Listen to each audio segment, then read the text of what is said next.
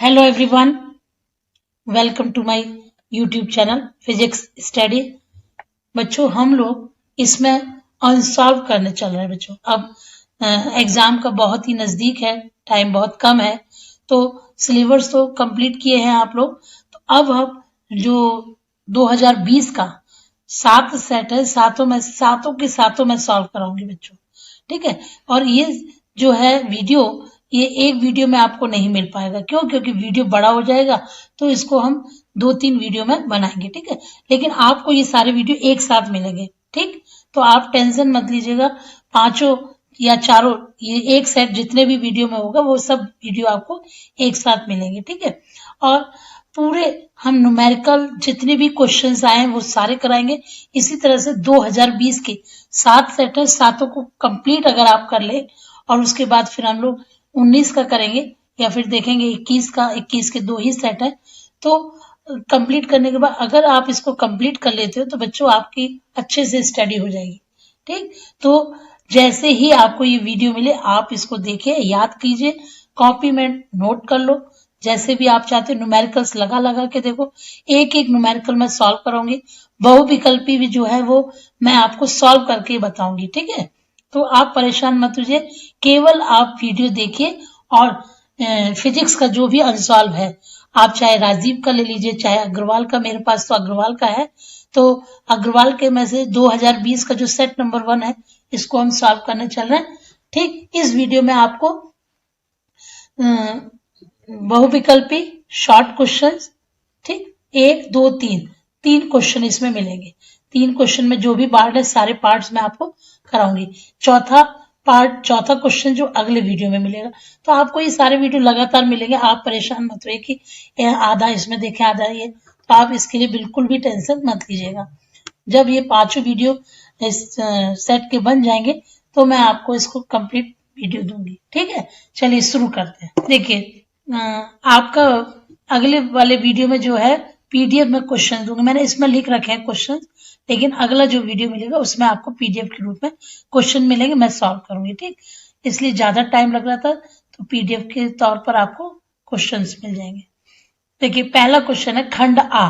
खंड आ का बहुविकल्पी है बच्चों, ठीक। तो खंड आ में पहला क्वेश्चन फर्स्ट का कह रहा है कि विद्युत फ्लक्स का मात्रक। तो विद्युत फ्लक्स का मात्रक देखो, वेबर दिया है, वोल्ट पर मीटर दिया है, वोल्ट इंटू मीटर दिया है, और न्यूटन पर कूलाम दिया है। तो आपको इसी ऑप्शन को देख के ही सॉल्व करना कि कौन सा हो सकता है। तो हमारा फॉर्मूला क्या है, विद्युत फ्लक्स का फाई ई बराबर होता है ई इंटू ए। तो ई क्या है, यहाँ पर वैद्युत क्षेत्र है, तो वैद्युत क्षेत्र ई बराबर एफ अपॉन क्यू भी होता है, लेकिन हमें ये वाला नहीं रखना है, हमें V अपॉन डी वाला रखना है, ठीक है। ई और विभवांतर, वैद्युत क्षेत्र विभवांतर का जो रिलेशन है, अगर हम इसको रखेंगे तो इसमें कोई भी ऑप्शन हमको नहीं मिल पाएगा। तो देखो, हमने E बराबर V अपॉन डी रख दिया है। E की जगह क्या रख दी, V अपॉन डी इंटू ए। अब V का मात्रक होता है वोल्ट, D का मात्रक मीटर, और A क्षेत्रफल है, तो क्षेत्रफल का मात्रक मीटर स्क्वायर। तो आप जब इसको सॉल्व करोगे तो क्या निकला, वोल्ट इंटू मीटर। तो आपका ये तीसरा ऑप्शन सही है, ठीक है। आप इसको नहीं रखेंगे, कौन सा रखेंगे, ये वाला, ठीक। चलिए नेक्स्ट क्वेश्चन देखते हैं। फर्स्ट का खा। अब देखो, ये ऑप्शन वाले न्यूमेरिकल्स हैं। फर्स्ट का खा क्या है, एक 24 ओम प्रतिरोध वाले तार को एक समबाहु जिसकी सब भुजाएं बराबर है के रूप में जोड़ा जाता है। किन्हीं दो शीर्षों के बीच प्रभावी प्रतिरोध निम्नलिखित होता है। अब देखो, ये कोई एक 24 ओम वाला कोई एक तार है, कोई मान लो एक तार है, इसका जो प्रतिरोध है वो कितना है, 24 ओम है, ठीक। अब इसी तार को मोड़कर ये त्रिभुज बनाया गया, समबाहु त्रिभुज। तो समबाहु त्रिभुज है, इसका मतलब प्रत्येक भुजा का प्रतिरोध कैसा होना चाहिए, समान होना चाहिए। तो हमने ये लगा दिया है त्रिभुज ए बी सी। अब किन्हीं दो भुजाओं के बीच, वो कह रहा है किन्हीं दो शीर्षों के बीच प्रभावी प्रतिरोध ज्ञात कीजिए। तो कोई भी ले सकते हैं, चाहे ये शीर्ष ले लो, चाहे ए ले लो, चाहे बी, तो कोई भी ले ली। तो हमने ये लिया है ये 8 ओम और ये 8 ओम। अब देखो, आपको फॉर्मूला भी पता होना चाहिए।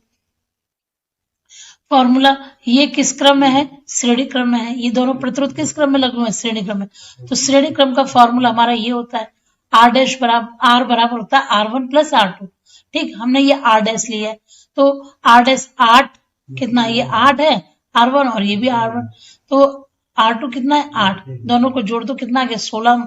अब ये दोनों जो 16 ओम वाला आया ये और ये किस क्रम में हो जाएंगे, समांतर क्रम। तो समांतर क्रम का फॉर्मूला आपका होता है 1/R बराबर 1/R1 प्लस 1/R2।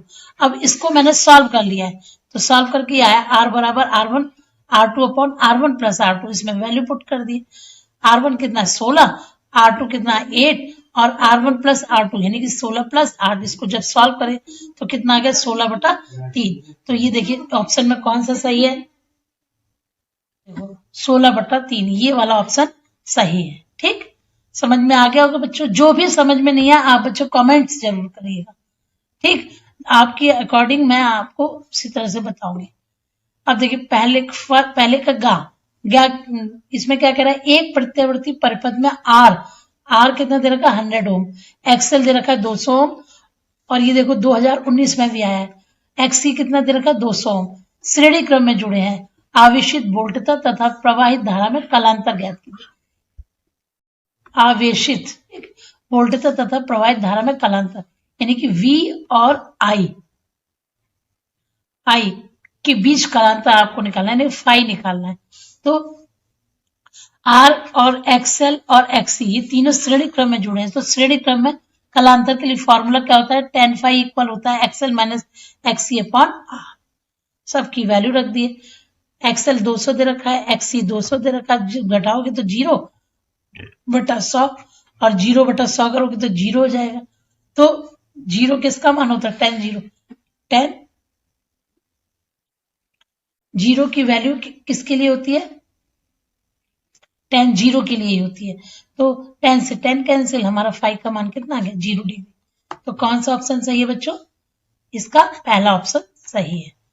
देखिए अब इसका अभी तक देखिए ये आपके पहला ही पार्ट चल रहा है, ऑप्शन वाले पहला क्वेश्चन का यदि ध्रुवण कोण अल्फा तथा क्रांतिक कोण बीटा हो तो इनमें संबंध बताइए। अब देखिए ध्रुवण कोण हमको दे रखा है IP बराबर अल्फा और क्रांतिक कोण हमको C बराबर दे रखा है। तो फॉर्मूला आपको होता है ध्रुवण कोण के लिए n बराबर tan IP।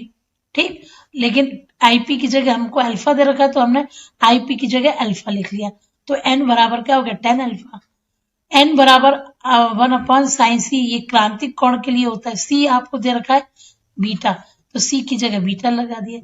इसको सॉल्व करेंगे तो 1/sin बीटा यानी कि दो, देखो समीकरण 1 और समीकरण 2 से दोनों n और n नजर आ रहा है ना, तो आप इसको और इसको बराबर कर सकते हो। तो tan अल्फा बराबर 1/sin बीटा, इसको हम लिख सकते हैं कैसे, tan अल्फा को क्या लिख सकते हो 1/cot अल्फा, ये sin बीटा हो जाएगा। दोनों को क्रॉस मल्टीप्लिकेशन कर दो तो cot अल्फा sin बीटा बराबर क्या आ गया 1। ये ऑप्शन कौन सा सही है, सेकेंड वाला सही है। इसमें तो कुछ नहीं है, इसमें तो केवल आपको बताना कि एक ही वेग से गतिमान निम्नलिखित में से किस कण की दे ब्रोगली तरंगदैर्घ्य अधिकतम होती है, तो आपको याद रखना इलेक्ट्रॉन की। चाहे प्रकाश वैद्युत प्रवाह के प्रयोग में आपतित प्रकाश की आवृत्ति न्यू तथा निरोधी विभव V0 के बीच खींचे गए ग्राफ की जो ढाल होती है वो हमको बताना। तो आइंस्टीन का आपने समीकरण पढ़ा है, E बराबर 5 प्लस के। ठीक है, तो ये क्या है, फाई का कार्यफलन है। अब हमने इसका सबका वैल्यू रख दिया, E का h न्यू, फाई का जो कार्यफलन होता है h न्यू जी नॉट, और कैनेटिक एनर्जी जो होती है वो E V0 के बराबर होती है। ठीक, अब इसको आप देखो मैंने सॉल्व करा है इसको, तो और फिर इसके कंपेयर करा है y बराबर mx प्लस c से। ठीक है, करा रहे हैं तो m की जगह क्या निकल के आ रहा है h/e। जब आप इससे कंपेयर करा रहे हो तो h/ क्या निकल के आ रहा है e, ये m क्या ढाल है, तो हमारी जो ढाल आएगी वो क्या आएगी h/e। देखो कौन सा ऑप्शन सही है इसमें, सेकंड वाला ऑप्शन सही है। ये आपका खंड आ कंप्लीट होता है। अब खंड बा देखिए, खंड बा का दूसरा क्वेश्चन है कि अवतल लेंस की प्रथम फोकस की परिभाषा दीजिए। बहुत ही इंपॉर्टेंट बच्चों, बहुत ही इंपॉर्टेंट परिभाषा क्या है कि लेंस की मुख्य अक्ष पर स्थित वह निश्चित बिंदु जिससे उसकी ओर केंद्रित हुई प्रकाश किरणें लेंस से अपवर्तन के पश्चात मुख्य अक्ष के समांतर हो जाती हैं, इसे अवतल लेंस का प्रथम फोकस कहते हैं। और इसे हम किससे प्रदर्शित करते हैं? F1 से। ठीक, चलिए खा वाला देखो, रेडियो एक्टिव पदार्थ की औसत आयु तथा अर्ध आयु में संबंध बताना है केवल। तो टाउ बराबर होता है 1.443 इंटू टी। टी क्या है? अर्ध आयु, और टाउ क्या है? औसत आयु। इसमें 1 नंबर मिलेगा। देखो कितना सिंपल सा क्वेश्चन है। गा है प्रकाश वैद्युत कार्यफलन का अर्थ समझाइए। कार्यफलन, तो कार्यफलन की परिभाषा क्या होती है? वह न्यूनतम ऊर्जा जो किसी धातु पृष्ठ से इलेक्ट्रॉन उत्सर्जित करने के लिए आवश्यक होती है, उस धातु का प्रकाश वैद्युत कार्यफलन कहलाता है। ये कार्यफलन की मतलब जिस ऐसे पृष्ठ, मतलब किसी पृष्ठ से इलेक्ट्रॉन उत्सर्जित करने के लिए वह न्यूनतम ऊर्जा, उसी को हम यहाँ कार्यफलन कहते हैं। वाटिन धारा क्या है बच्चों? ये आपके यहाँ कोर्स में डिलीट है इस साल, लेकिन फिर भी पढ़ लीजिए कि शुद्ध प्रेरकत्व अथवा शुद्ध संधारित्र वाले प्रत्यावर्ती धारा परिपथ में धारा प्रवाहित होने पर भी परिपथ में औसत शक्ति 6 शून्य रहे, तो इस धारा को हम यहाँ वाटिन धारा कहते हैं। देखिए वाटिन धारा को एक बार मैं फिर समझा दूं कि कोई भी प्रत्यावर्ती परिपथ है उसमें या तो प्रेरकत्व हो L हो या संधारित्र हो। ठीक, और अगर वो लगा हुआ है तो उसमें जो धारा शक्ति क्षय होती है वो अगर शून्य है तो उस परिपथ में बहने वाली जो धारा होती है वो वाटिन धारा कहलाती है। ठीक, विभव प्रवणता की परिभाषा, वैद्युत क्षेत्र में दूरी के साथ विभव में परिवर्तन की दर को विभव प्रवणता कहते हैं। चल कुंडल धारामापी की धारा सुग्राह्यता को परिभाषित किया। ये भी सवाल बहुत बार आ चुका है। देखिए चल कुंडल धारामापी की धारा सुग्राह्यता कुंडली में प्रवाहित प्रति एकांक धारा के लिए उत्पन्न विक्षोभ के बराबर होता है। इसे हम IS से प्रदर्शित करते हैं, और IS बराबर होता है फाई अपॉन आई, और फाई अपॉन आई को भी हम लिख सकते हैं NAB अपॉन C, जहां N क्या है? कुंडली में फेरों की संख्या है, A कुंडली का अनुप्रस्थ क्षेत्रफल, B चुंबकीय क्षेत्र की तीव्रता, और C ऐंठन बल योग। ये है क्वेश्चन। तो ये सेकंड क्वेश्चन समाप्त होता है। खंड सा देखो, अब खंड सा क्या है कि एक प्रेरकीय प्रत्यावर्ती धारा परिपथ में धारा तथा वोल्टेज की बीच कालांतर क्या होता है? इस परिपथ में प्रेरण प्रतिघात का सूत्र भी लिखिए। वो क्या कह रहा है? प्रत्यावर्ती धारा परिपथ धारा और वोल्टेज यानी कि I और V के बीच जो कालांतर होता है वो कितना होता है? 90 डिग्री, ये याद रखना है। और इसमें प्रेरण प्रतिघात का सूत्र XL बराबर होता है ओमेगा L, और ओमेगा को आप ये भी लिख सकते हो 2 पाई N। ठीक, लेकिन यहाँ जरूरत नहीं है, आपको बस इतना ही बताना है XL बराबर ओमेगा L। ये देखो तरंग दैर्घ्य लैम्डा बराबर इतना 5 × 10⁻⁷ मीटर के फोटोन की ऊर्जा का मान बताइए। किसमें बताना? वो भी इलेक्ट्रॉन वोल्ट में। ऐसे सवाल बहुत बार आते हैं, तो मैं अनसॉल्व करा रही हूँ, आप एक एक सवाल समझिए बच्चों। लैम्डा बराबर हमको गिवन है, ये दिया गया है, और H का मान, ये प्लांक नियतांक है, इसका मान आपको याद होना चाहिए 6.6 × 10⁻34 जूल × सेकेंड। C प्रकाश की चाल निर्वात में 3 × 10⁸ मीटर पर सेकेंड होती है। और फोटोन की ऊर्जा पूछा गया, फोटोन की ऊर्जा वो भी किसमें? इलेक्ट्रॉन वोल्ट में। चलो पहले तो फॉर्मूला लिख लें। ऊर्जा के लिए फॉर्मूला क्या होता है? E बराबर H न्यू। न्यू क्या है? ये आवृत्ति है प्रकाश की, और न्यू की जगह हम C अपॉन लैम्डा लिख देंगे, तो E बराबर SC अपॉन लैम्डा। H का मान रख दिया आपने 6.6 × 10⁻34, C का मान कितना? 3 × 10⁸, लैम्डा का मान 5 × 10⁻⁷। ये पॉइंट हटाएंगे, 10 नीचे आ जाएगा। और जब हम इसको ये सॉल्व कर रहे हैं तो ऊर्जा कितनी आ गई? 39.6 × 10⁻20। ठीक है, और इसका एक पॉइंट जब हम इस साइड में ले जाएंगे तो एक घात बढ़ जाएगी 3.96। देखो ये पॉइंट मैं इधर ले गई, तो एक संख्या आगे बढ़े हैं बाई ओर, इसलिए प्लस में। ठीक, और -20 पहले से था, तो बचा कितना? 10⁻⁹। और आपको ये पता होना चाहिए, ये तो हमेशा याद होना चाहिए कि 1 इलेक्ट्रॉन वोल्ट में कितनी जूल होता है? 1.6 × 10⁻⁹ जूल होता है। लेकिन हमें जूल को किस में बदलना है? इलेक्ट्रॉन वोल्ट में। तो 1 जूल निकालने के लिए इसका नीचे भाग लगा दिए, इसमें 1/1.6 × 10⁻⁹ इलेक्ट्रॉन वोल्ट। अब देखो जो हमारा ये जूल में है, इसमें आप भाग लगा दो 1.6 × 10⁻⁹ का, तो ये कैंसिल, और जब इसको भाग लगाओगे 396/160, इसको भी जब भाग लगाओगे तो 2.475 इलेक्ट्रॉन वोल्ट। तो ये आंसर इलेक्ट्रॉन वोल्ट में आ गया है। अभी बहुत इंपॉर्टेंट बार बार आया है बच्चों कि यदि प्रिज्म का कोण तथा न्यूनतम विचलन कोण के बराबर है तो प्रिज्म के पदार्थ का अपवर्तनांक ज्ञात करें। एन का मान निकालना बहुत ही इंपॉर्टेंट। प्रिज्म कोण को हम ए से, न्यूनतम विचलन कोण को डेल एम, और ये दोनों बराबर है। आपको ये फॉर्मूला पता होना चाहिए कि प्रिज्म के पदार्थ का अपवर्तनांक एन बराबर, ये फॉर्मूला होता है sine A plus del M upon 2 upon sine A by 2। ये फॉर्मूला है। आपने ए और ये दोनों बराबर है तो हमने ए प्लस ए कर दिए, डेल एम की जगह क्या रख दिए ए, क्योंकि हमें कहा है उसने। ठीक है, तो इसको जब 2a भाई साइन 2a अपॉन 2 से 2 तो बचा क्या साइन ए, और यहाँ साइन ए का फॉर्मूला ट्रिग्नोमेट्री का फॉर्मूला है साइन ए बराबर क्या होता है 2 sine A by 2 cos A by 2। Sine A by 2 से साइन ए बाई 2 तो बचा क्या 2 cos A by 2। I hope समझ में आ गया होगा। अब देखिए लास्ट थर्ड का लास्ट क्वेश्चन है, ये बहुत ही इंपॉर्टेंट है। देखिए कितनी बार ये सन में आया है।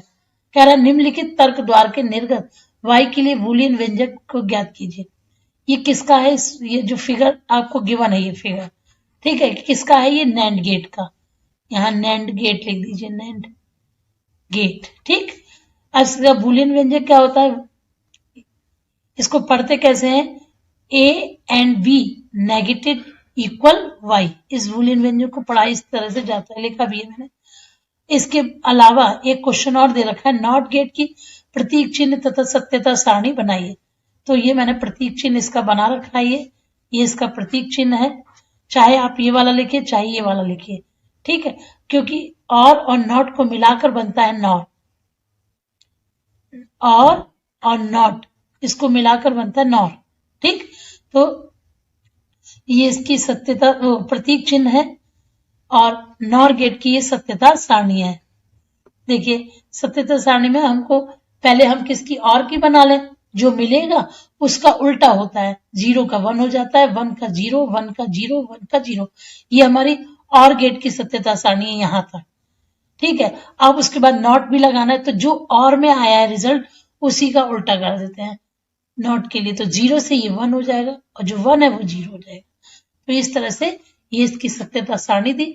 चौथे सवाल के लिए अगले वीडियो में मिलेंगे। आपको लगातार मिलेगा ये वीडियो, आप परेशान मत होइए। Thanks for watching.